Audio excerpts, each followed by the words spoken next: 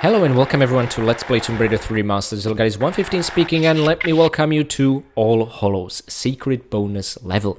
In case you guys are watching this right after Thames Wharf, know that this is when story-wise this level takes place, and this will also in my playlist take you to Aldwych. However, the only way you get to access this secret bonus level, unfortunately also in the Remastered package, is after already beating the final level of Tomb Raider 3, having found all 60 secrets in the game and being suddenly transported here. Which is a bummer. I thought remasters, well, I was hoping, would change this originally design and let us experience this level as it was originally intended to.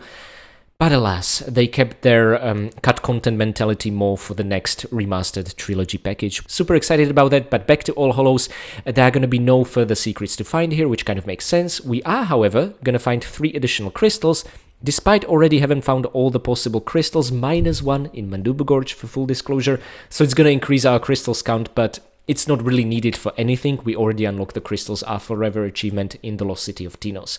We are also going to land the 2 final kills of this game in this level at the very end, and that's where the challenge of not using a medpack is really going to be tied to. Furthermore, this level is going to have further effect on our accuracy, and of course breakable objects. And like I said, I want to show you how to play this level without using a single medpack, which can be pretty challenging.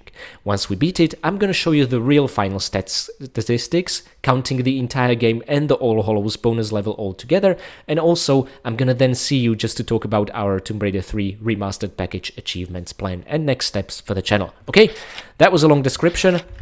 But essentially, think back to the end of Thames Wharf. Lara just interrogated Sophia Lay's mercenary, sort of slid down the bell tower, and this is where she's at. Make sure to make a backflip in midair to be able to grab the ledge here, because this will lead you into what, if this wouldn't have been a cut content level, what I believe would have been a secret. But instead, consider the 3 crystals you find in this level almost as 3 secrets. And you know, just like for both secrets and crystals, I'm going to provide sort of timestamp shortcuts in the description below, so you'll find them there. Okie dokie. So let's just make it across here. And honestly, as far as it pertains to the All Hallows level, I can kind of see why it was cut. Now, it's gonna have an area that's absolutely gorgeous and beautiful to look at, made even more beautiful by the remaster, but it's just not a good level. I get why they cut it. I would be hoping that the remasters would maybe, you know, finish it somehow, but, you know, there's always an argument to be made about, you know, respecting the original visions. By the way, one cool thing remasters added is all these bits and pieces where the ceiling has broken away, giving us a bit of moonlight, which was not the case in the original. Although there is going to be one place in the original where they try to give us almost moonlight and stars, and it looks really funny. I'm going to show that to you when we reach it. Anywho, we have what we came here for, and we're gonna see sort of what's under the bell tower dome of St. Paul's Cathedral, I guess, under a large glass roof. Now, one thing that makes beating this level without using a medpack is possible is the new safer outcrawling fall, which, by the way, this time we wouldn't have taken damage anyway, but there's gonna be another spot like this, much higher up, where we will have to take mandatory damage, which is just incredibly annoying. But look at this dome, and one cool thing is, this is all under glass ceiling. Look at the original. I cannot even begin to tell you what is it I'm looking at, just some random generic roof. It felt pretty damn claustrophobic. Never realized this was supposed to be glass, showing us the city, the outside area, side of the cathedral, that sort of thing. Ooh, mind the Uzi clips there. That's exactly where we had it. But this makes a lot for the atmosphere. It's less insufferable to play this level now, let me put it like that. I wouldn't say I enjoy this one, it's just not very good. And I feel like very little work was left to just make sure it could run in between Thames Wharf and Aldwych, and yeah, such a missed potential by the remasters to do that. Actually, fun fact, shortly after release, in case you haven't been around there and you kind of joined the party later, the All Hallows level was completely inaccessible because of a messed up secrets count for Tomb Raider 3 Remastered. And I'm thinking, if you were to miss the slide from the beginning to, you know, grab this ledge and shimmy, you could maybe run forward and grab the crawl space directly like here from here. You know what? That could actually work pretty well. Anywho, Uzi clips. That's where we headed now. Let's do that. And all these walkways attached via ropes can maybe give you the impression. The ropes were here in the original as well? Huh. don't remember them, but okay. Could give you the impression that you can from here start monkey swinging across on top of the dome. No, don't do that. Make sure to descend safely. And let's do the same thing here. And now, this is where we are actually gonna monkey swing across. Good. Lara, you still got this. Just don't get jump scared by a flock of bats, okay?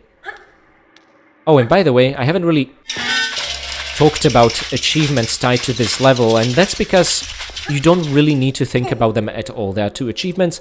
This is where we are finally gonna use the 6th zipline of the game, unlocking Flying Fox, and of course we are just gonna get an achievement for beating this bonus level called All Hollows. So there we go. Small medpack and a crystal, and I think another bit of moonlight crack over here, which is always appreciated. And this is really vicious. This almost feels like they forgot to give us a way out. The only way out is safety dropping here. So let's use the safer one. But look at this fall. And guys, this isn't where the mandatory damage ends, but it's still possible to do this without using a medpack. It's just, so annoying. This is not good level design, having to take damage and medpacks being forced on you. You know, there are many people who say Tomb Raider 2 does that, and they are, I think, referring to the deck level and the inflatable raft. But the deck level is also beatable, of course, without using a medpack, as I've demonstrated. But this one, I feel they've tried even harder to make that come true, but I was determined to find a way, and I'm happy to report I have found it. So, let's go over there as well and get our hands on a box of flares. Awesome. And now, I would very much like to... You know what, I think standing jump will do it. Oh no, sorry, I should have aimed for that platform altogether. I forgot about this awkward railing, so instead, no, we're not gonna make a standing jump, we're gonna make a running jump onto the square to the left of the platform, okay? Like this. This is very tricky. Again, the railing blocks us. This is the purpose of the railing across London levels. It annoyed me in Thames Wharf, and it annoyed me in Lud's Gate, and it annoys me in this level as well. There's gonna be an even worse offender why this railing annoys me to no end. Let's let go here and take absolutely massive amount of damage via this breakable platform. By the way, the glitch that works in Tomb Raider 1 Remastered, where you sidestep as it's about to break, no, nothing, doesn't work here. In Tomb Raider 1, you can always negate falling damage like this, and you will instantly teleport under the breakaway tile, but in the following entries it doesn't work, and as a bit of an apology they give you large medpack and like, okay, use it and continue. No, we're not gonna use medpacks, stop making that part of the level design, gosh darn it. Anywho, where we find ourselves is the interior of St. Paul's Cathedral, as I think imagined by the developers. I mean, look at this place. This is absolutely stunning, gorgeous. The touch-ups it receives is incredible. And also, we finally get to read the inscription over here, which in the OG graphics I couldn't. But now it says, in honor of those British sailors, soldiers and airmen who gave their lives for the liberation of Kuwait during the Gulf War, August 1990 and July 91. And yeah, Gulf War. This was kind of just a short while before I was born. Don't remember much around from those times since I wasn't around, but it's nice to have a memorial like this. I would very much like to take a screenshot from a maybe more flattering angle. I'm not sure we can read the actual names, but you know what? I think this does the job. Almost looks like a Star Wars scrolling text. And I would also absolutely love to take a screenshot of Jesus. Why not? For good measure. So, these two ornate glass panels, I want to capture them in OGs with the way they shone the light. I also want to capture the cross and the chandelier, which wasn't really ornamental at all in the OGs. It was just heavy-duty steel. I don't know. Let's do this. This captures all of it, even the final 6 zipline of the game. Okay, let's just run forward and fall here without taking falling damage. A neat trick. And let's pick up this care package. Wonderful. There's no reason to go there yet, so I would very much prefer to use this giant church organ and make it to that platform. Will standing jump from here work? Ooh, barely. Awesome. And now, get ready for a bit of a jump scare. Yeah, this level is unfinished. Something was clearly supposed to happen, and the sound cue remained here, despite that the original trap, or whatever it is they intended, is not. Okay, and I think this is where I'm gonna allow myself the first save of the level, because we are up ahead a very tricky jump. Okay, we opened up a door down. We can, of course, make it down, but... Oh, you know what? Am I not gonna save for the tricky jump? Ooh, that is a bit more difficult than it looks. You need to tilt Lara to the left as much as you can, because if you... This ceiling can get in the way of the jumping trajectory. You need to make sure she jumps up and her head is right over here, okay? Awesome. But now that we've accomplished that, we can pick up this small med pack. Oh, and this is a part where railing pisses me off again. Not only does the block jump here, but I thought I'm being crafty. Haha. Let's shimmy under the railing here to the left. No, if there's railing, Lara will not shimmy there, which is absolutely annoying. I can't begin to tell you how much that annoys me.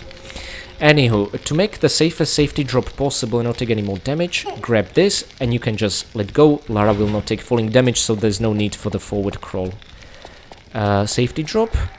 Here we can just sprint through more breakaway tiles. This increases our breakable object count and therefore makes me very happy.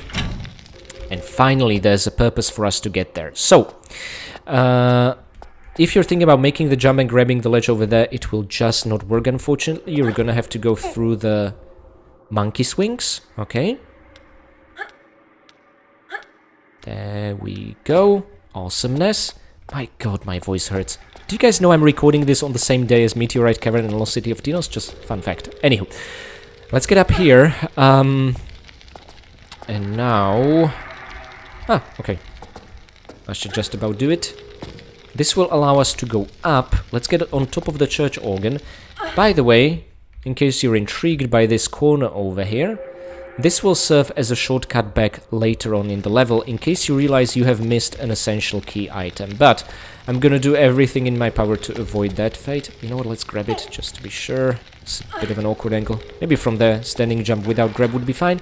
Oh yeah, don't try to make a running jump there. Lara will just not make it. Instead, make a standing jump over here. She will just about make it, but it can be a bit tricky. Anyway, I guess those are apostles surrounding Jesus or something like that. I don't know. Okay, and let's just jump directly here. How cool is that? Press the lever. And this opens up the final trapdoor to the level exit. But it's in a room that's only accessible via a key, which is in a different room that we don't have, but we will shortly. Hopefully that makes sense. Now, because we close this ledge, we'll be able to monkey swing across. So what you can absolutely do... Let's grab it like this. Let's turn around. And onwards we go. There's nothing on the ledge directly underneath us anymore. Well, Lara will always do sharp turn to the right there. Be very careful. I have no idea what's up with that.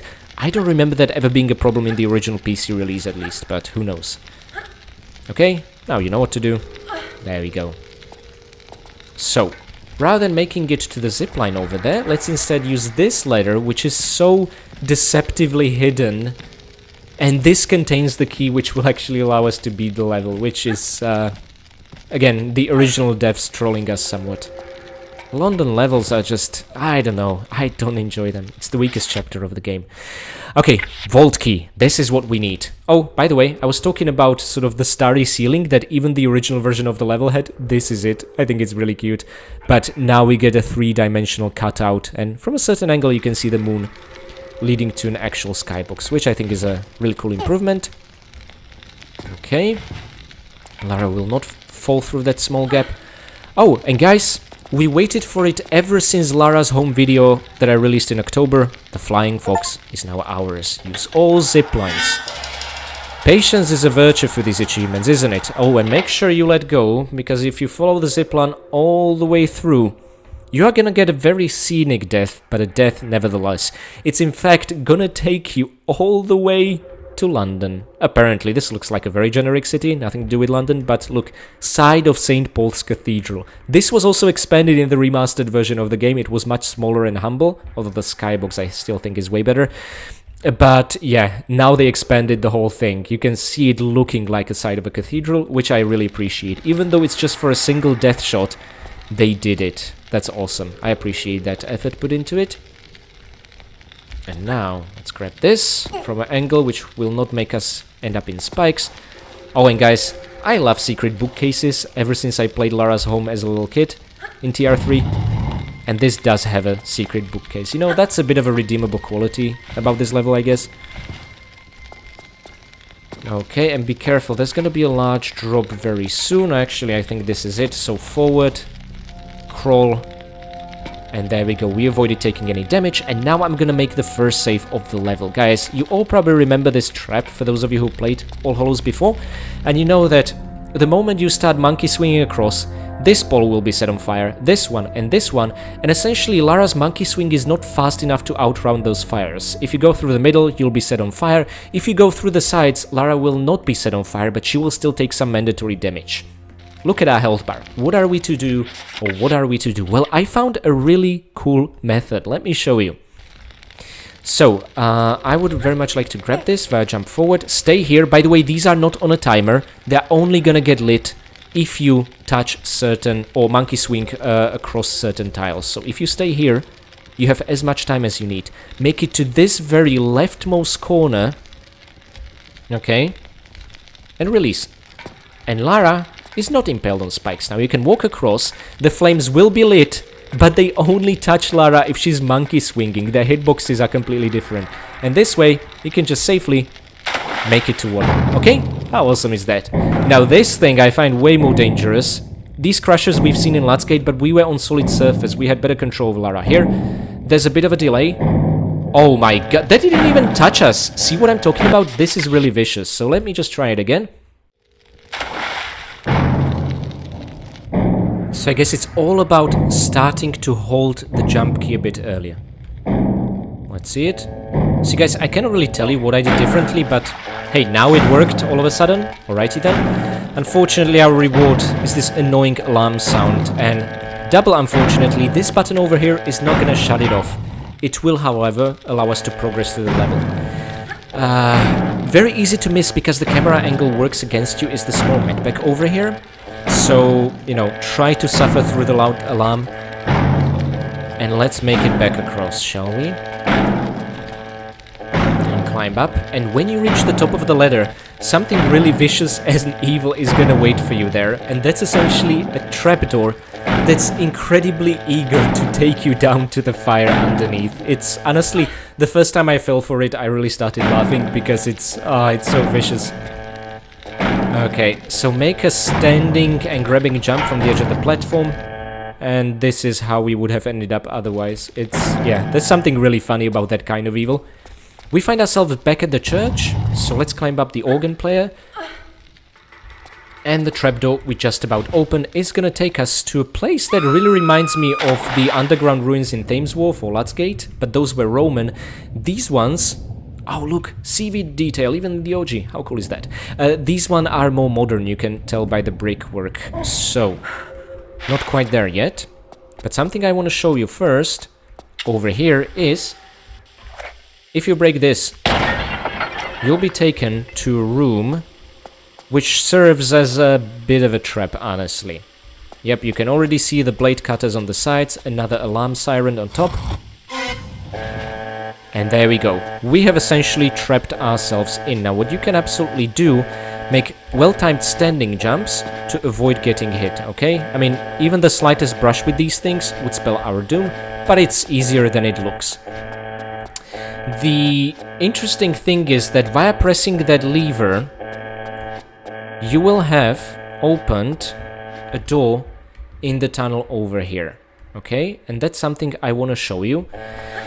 Because the purpose this way back serves, and not many people know about it, not many people use it, because it's, I guess, rare that you find yourself here without the vault key, but should that happen, this is kind of the only guaranteed way back to the church area with the vault key.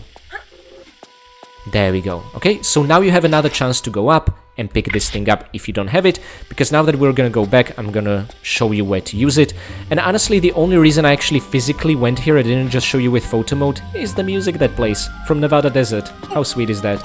I love this theme. Always calms me down.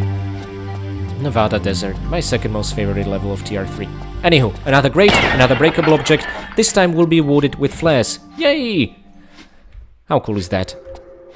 Okay, I'm gonna light another one up. This is Dark London level after all. The vault key, which doesn't actually lead to the vault we are after directly. That's gonna be a little bit of a while from now on. It leads to a room with a large medbag, unless you consider this a vault. Could be, not gonna judge. And after this, we are gonna get somewhere very interesting. And I talked about this before. I even showed you footage from my 2017 playthrough of All Hallows. But these, my friends, are tunnels that, and I'm gonna relight a flare just for this, hold some of the experiments. Oh shoot, the flare doesn't work. That's a bit of a bummer. See, again, I'm gonna take a picture of the original, or I'm gonna try a bit later on. But these guys are the same hoodlums we'll be fighting a level from now on in Aldwych, where these are sort of hoodlums with covered faces. This is what their leader, when you bump into him at the end of Aldwych and the beginning of Ludsgate, says. They don't even have a face. Sapphire's discarded experiments are here, and these guys will probably later wake up, or maybe these are the lucky ones that will not wake up and remain dead. Who knows? But honestly, this is exactly why I wish the level would not be cut, but instead would be put back into the proper order of the levels for the remastered version of the game. But alas, because this is exactly the kind of storytelling which makes the conversation in Ludsgate and Aldwych make that much more sense, now that we've seen these corpses. And you know what? I am gonna take a picture of these fellas. Lara, I'm gonna put you a bit closer, maybe even in a different pose. This is one of the final pictures we are gonna take in this remastered package, so I wanna take advantage of that. Yeah, none of these look like she's swimming, but... Okay, let's do this. And there. Take a picture with these hoodlums, poor fellas. And of course, guys, you know exactly what's gonna happen. Like I said before in Meteorite Cavern, it's a bit of a meme at this point, but you know exactly what's gonna happen when I switch to the OG graphics, aren't you? We cannot even see Lara, bloody hell, that's how dark it is. Anywho, let's drop the flare that unfortunately didn't work in photo mode.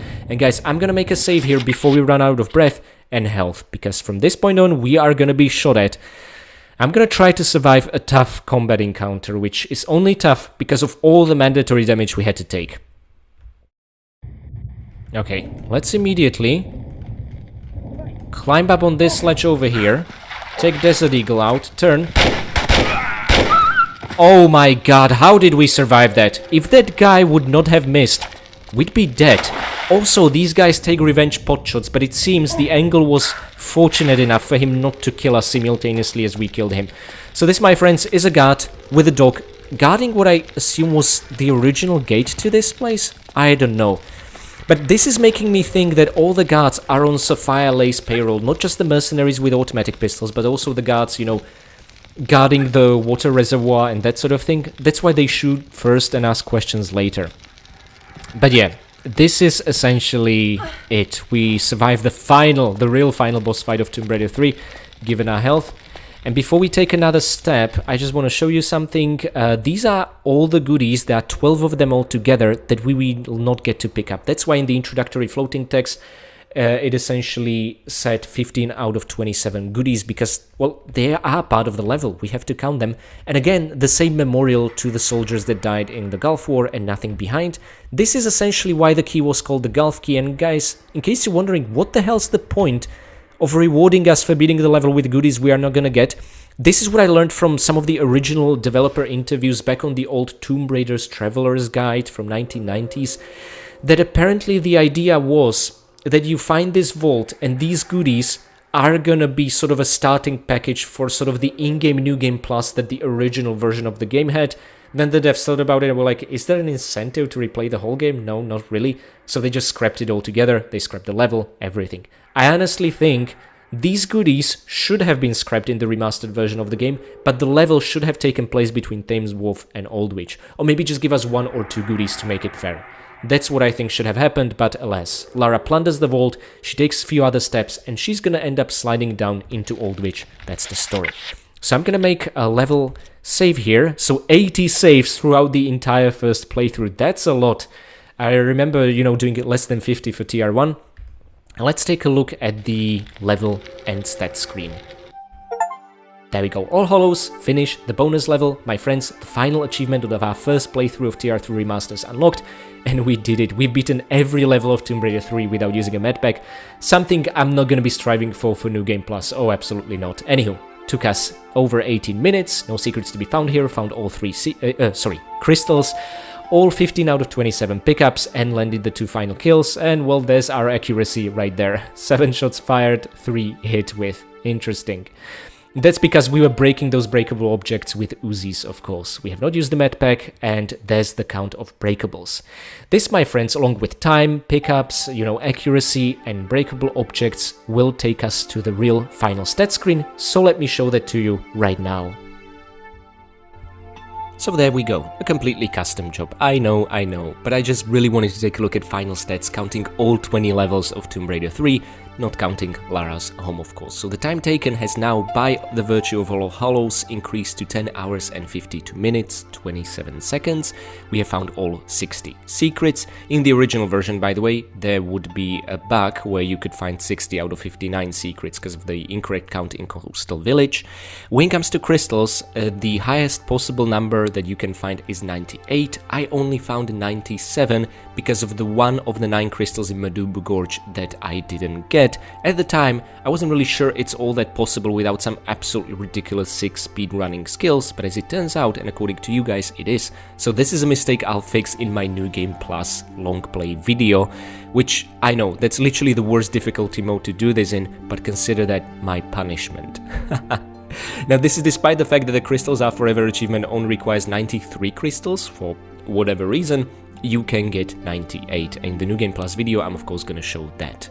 Now, moving on to the pickups, this is where it gets interesting.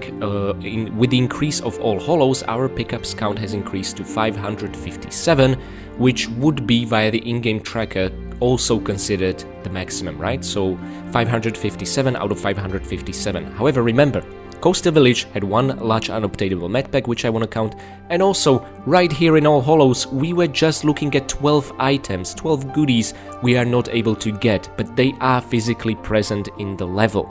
Therefore, I would change it that we were able to get 557 out of 570 goodies. However, more are really not possible. This, by the way, does not count the 5 goodies in Lara's home, okay? Just want to make it clear. Now, kills is where it gets really complicated. So, if we count the 2 kills in All Hallows, according to sort of the in-game tracker, this would land us 506 kills out of 526 enemies in the game. Although, of course, disclaimer needs to be made, you can let Puna summon as many auras as you want and consider that an infinite number of enemies. Or if you're not concerned about enemies, just kills specifically, you can keep stunning Dr. Villet over and over and rack up an infinite number of kills, right? But the overall number of kills we have achieved is 506. However, kills and enemies we killed are 2 different things in Tomb Raider 3. So first things first. We have killed 1 guard wearing a pistol in high security compound via the laser trap. This did not count as a kill, yet it's an enemy we killed. Furthermore, via tricking Sapphire via the electricity box and killing her off like this also is not counted as a kill by the game, which is such a bummer. I really hope the remasters would fix this, but alas, there is another enemy we have killed that doesn't count as a kill. And yet, by the time we finally defeat Villard, assuming that you don't miss a single window of opportunity, you will have landed 5 kills. So adding all this together, the high security compound guard, Sapphire, but subtracting 4 out of the 5 Willard kills, the real number of kills we will have landed for the entire game plus All Hallows is 504, and this is a number I can stand by. And of course, another disclaimer needs to be made: the number of wasps in Lost City of Tinos is changed, and the highest number of kills I have seen anyone land repeatedly is 66, okay? We'll see just how different this will be for New Game Plus. Moving on to the accuracy, All Hallows, with all the 7 shots we fired, barely change anything at all. We are still at 89% accuracy. seeing as we hit with 5,210 shots out of 5,876. And again, I showed you how not to use a medpack in All Hallows, so now it's official. Only now we've beaten Tomb Raider 3 without using a medpack. Absolutely awesome. When it comes to distance traveled, we just reached and crossed the 60 kilometers a milestone, meaning this translates roughly to 32,616 in-game squares. And when it comes to breakable objects, this is pretty damn interesting.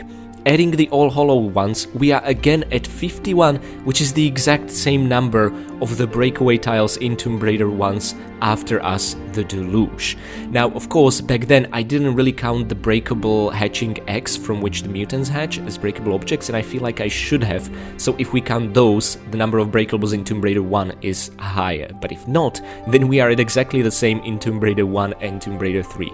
I don't know why, I just find that fascinating. Now let's also take a look at all the previous stat screens as part of this remastered trilogy so far. So it started with Tomb Raider 1 with 15 levels, the Unfinished Business expansion with 4 levels, Tomb Raider 2 with 18 levels, and the Golden Mask expansion with 5 levels.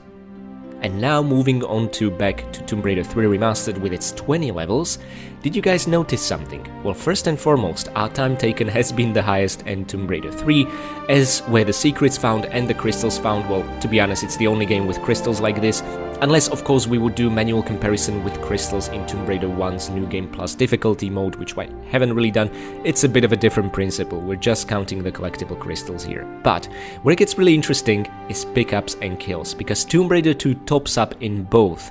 In Tomb Raider 2 we landed 585 pickups as opposed to the 557 in Tomb Raider 3, and also when it comes to kills, I mean, does that surprise anyone? Tomb Raider 2, 516 kills as opposed to the 506 in Tomb Raider 3, although I would even reduce that to 504 real enemies killed in Tomb Raider 3, okay? So I just find that really interesting. When it comes to the ammunition used and hit with, in Tomb Raider 2, it's pretty much doubled, and this is hardly surprising given all the automatic weapons we use there, and plus the mounted machine guns on scooters, you know, like, does that really surprise anyone? Anywho, in Tomb Raider 2, we fired 11,696 bullets, hit with 10,429, as opposed to essentially half of that in Tomb Raider 3, but our accuracies in both games are at 89%, so they are still tied in that regard. Now when it comes to the distance traveled, Tomb Raider 3 takes the first spot with us crossing the 60 kilometers threshold, hardly surprising. Where we are tied, however, is Tomb Raider 1, where we didn't use medpacks, Tomb Raider the Golden Mask expansion, where we didn't use medpacks, and Tomb Raider 3. But honestly, Tomb Raider 3 is the biggest challenge of these not to use medpacks. Incredibly proud of that. And as a bit of a footnote, the breakable objects, this is again where Tomb Raider 2 tops us up with 174 breakable objects, as opposed to the 51 in Tomb Raider 3, which is tied to Tomb Raider 1, right? Anyhow, I just find this interesting, and of course these kinds of rankings are absolutely gonna change once we wrap up things with the Lost Artifact expansion, where again I'm gonna look back and just compare all these 6 parts of this first remastered trilogy and their final stats, just to see which one takes which spot. Anywho guys, now I think it's a good time to reconvene where it all started with Tomb Raider 3 Remastered and talk again about the achievements plan, which we haven't done since October.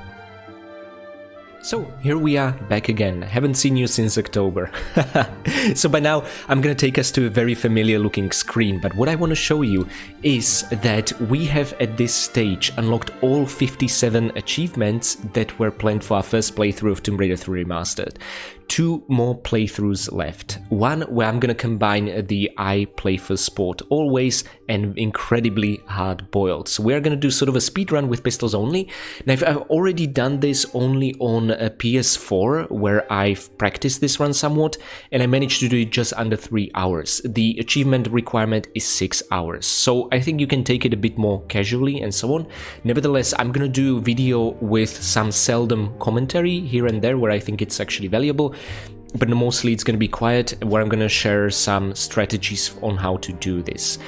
Because as a non-speedrunner, I would also like to make a video that's useful to people like me, people who don't have 6 speedrunning skills. You can, look up many world record breaking videos online about how to beat Lost City of Tinos under a minute and things like that. But unless these are properly explained to the rest of us, they're more just for showing off rather than actually teaching us something useful or valuable. That's where I personally have a problem with many guides like that. So my guide will be intentionally focused on making this approachable for everyone and explaining why I do certain things wherever needed, right?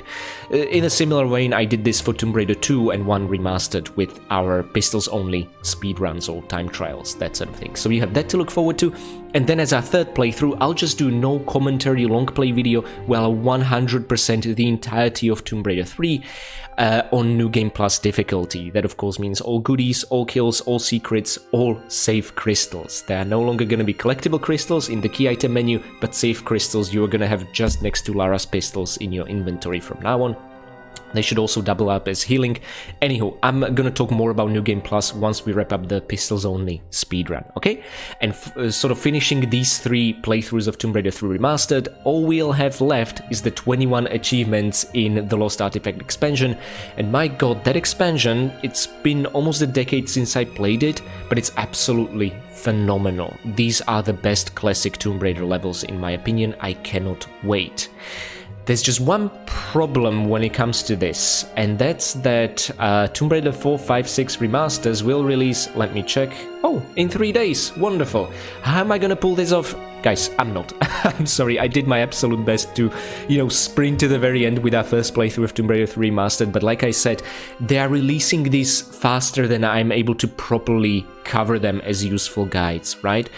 So when it goes out, I'm gonna do something like a first impressions video. Maybe I'll even do Let's Play series of the Times exclusive level for Tomb Raider 4, but I would very much like to first properly finish all the achievements for Tomb Raider 3 core set and do a proper Let's Play series of the Lost Artifact expansion before I'll start tackling the Tomb Raider 4 Remastered. Now, is this good for the channel? No, it's a terrible idea for the channel. Definitely we're gonna miss a lot of views and a lot of engagement and that sort of thing when these will be hot games to play. But honestly, I just want to tackle the games I want in the order I want, and if the channel will suffer, that's fine. I mean, look, people will look them up maybe later, that sort of thing.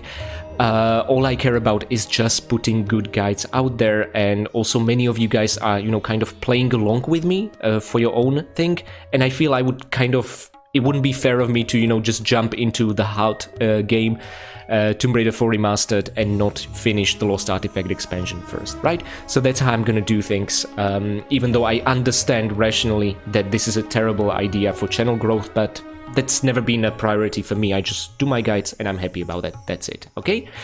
So, this is what's next. Oh, and one interesting thing I wanted to sort of check is we are currently at 245 achievements unlocked out of the 269 achievements as part of the original trilogy package, right? With its essentially 6 entries all packed in it.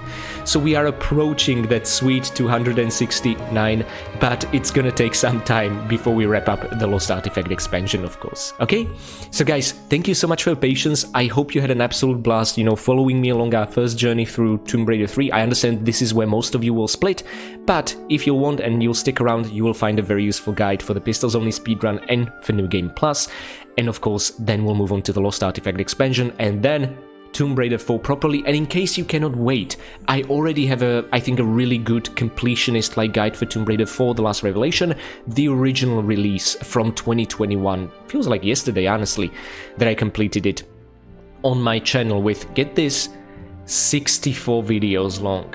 That's how huge Tomb Raider 4 is. Now, to be fair, that's also because I structured it in a way, because you have non-linear revisitable levels over and over, I structured it in a way you can open the playlist and immediately know where you're at, right? So some videos could have been combined into one, but I intentionally split every single level transition into its own video, even though sometimes the video will be a minute long because of that, so that you can find your way around and navigate in the playlist. There's a thought to it, trust me, even though they are not the most thrilling videos, some of them.